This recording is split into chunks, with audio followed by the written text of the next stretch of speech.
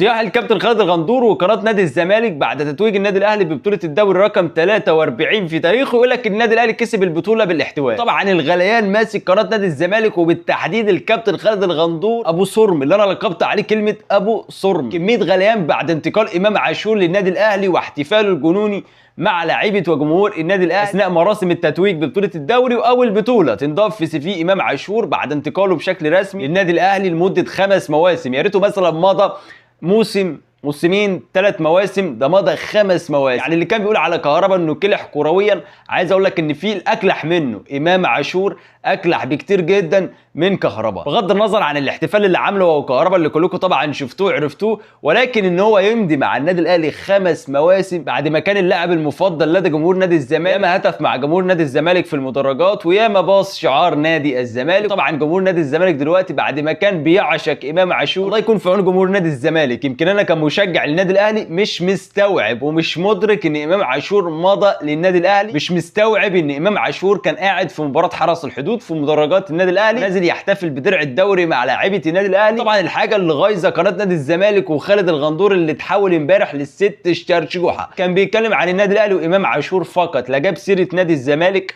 ولا اي خبر يخش نادي الزمالك. عشان كده لو تلاحظ ان جمهور نادي الزمالك جد بقى خلاص، اصبح جمهور واعي وجاب اخره من قناه نادي الزمالك ورئيس نادي الزمالك المعزول.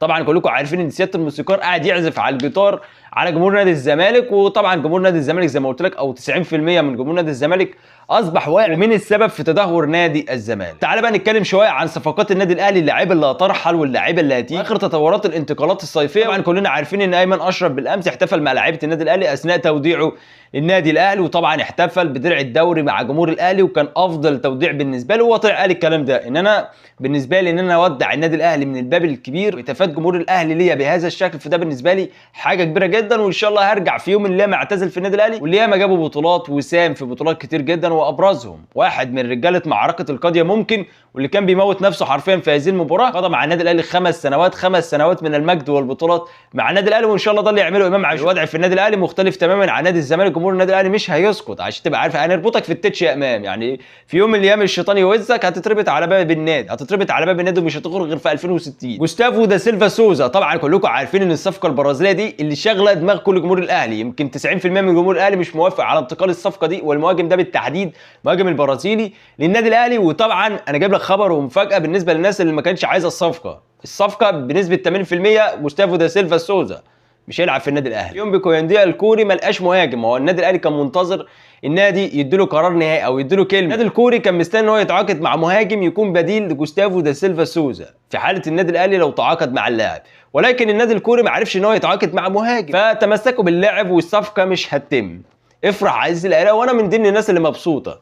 بالنسبه لي صلاح محسن محمد شريف احسن من الصفقه.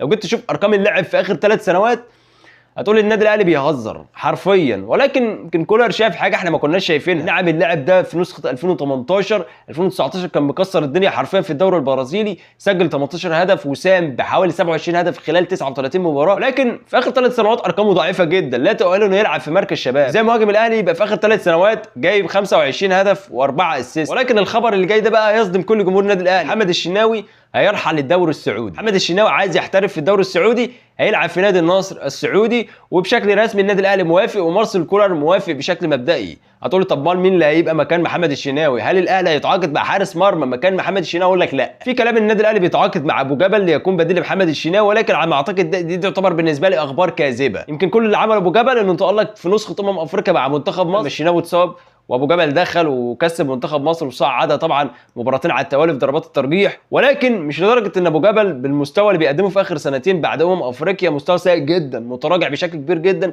يتعاقد مع ابو جبل. ولكن لما يرحل بشكل رسمي يبقى نتكلم في الموضوع ده اذا كان بقى مصطفى الشوبير اللي هيقف مكان محمد الشناوي، ولكن بنسبه كبيره لو محمد الشناوي رحل عن النادي الاهلي على ما اعتقد علي لطفي اللي هيكون الاقرب ان هو يحرس مرمى النادي الاهلي واللي هياخد فرصه حقيقيه بجد. بقى علي لطفي هو اللي يستحق ان هو ياخد فرصه لانه صبر كتير ويعتبر الحارس الثاني حاليا في النادي الاهلي. ولكن ما تقلقش من موضوع حراسه المرمى، اهم حاجه عندنا حته المهاجم. النادي الاهلي لازم يتعاقد مع مهاجم في ظل انت اتعاقدت مع ديفندر وبالتحديد في مركز 8 زي امام عاشور، يقدر يعدي من المساحات الصغيره وبيخترق ويسدد وعنده كود تسديد، ويقدر يضيف للوينجين طبعا حسين الشحات وبيرسي تاو. اصبح النادي الاهلي فريق متكامل، ولكن في حاله التعاقد مع مهاجم صريح بيخلص بربع فرصه، مهاجم قناص بمعنى الكلمه. بس كده قول لي انت بقى كمشجع النادي الاهلي رايك في صفقه انتقال امام عاشور للنادي الاهلي، وهل تؤيد رحيل محمد الشناوي عن النادي الاهلي ولا لا؟ ونهايه الحلقه كالعاده ما تنساش تحط لايك للفيديو، ما تنساش تعمل سبسكرايب، وانتظرني في الحلقه القادمه ان شاء الله.